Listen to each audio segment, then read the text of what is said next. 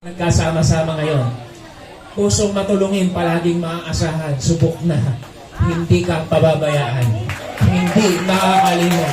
Walang pinipiling panahon ang serbisyo. At ngayon, walang pinipiling lugar.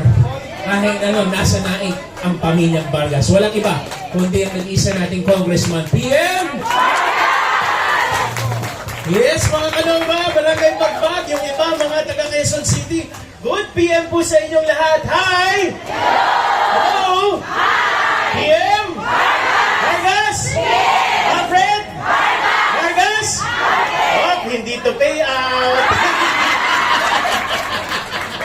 Hindi to pay out. Pero andito kami dahil miss namin kayo ni Kuya Alfred.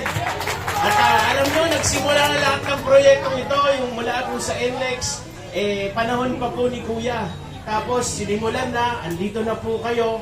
At sabi namin ni Kuya, Diyos ko, yung pamilya natin, nakasama natin since 2010. Nung konsehal pa lang siya, at konsehal na ulit ngayon, bisitahin naman natin at iparamdam natin na mahal pa rin natin siya.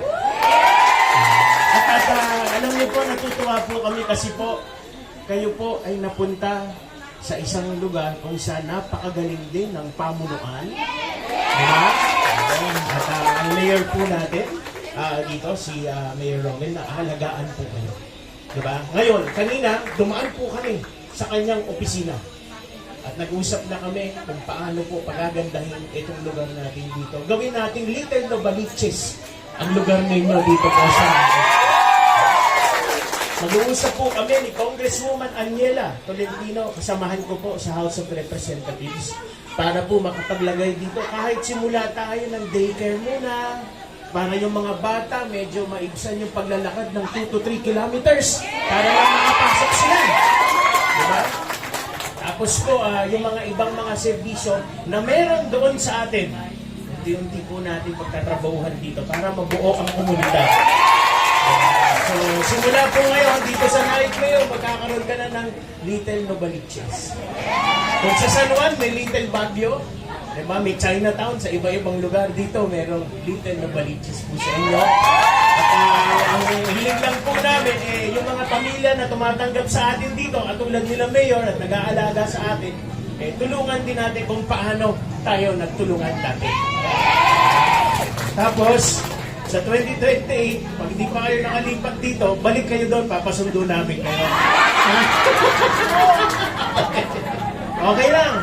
Sabi mo kanina, gusto daw ni Mami mag-kiss. Ako, tingin ko, ikaw yung may gusto mag-kiss.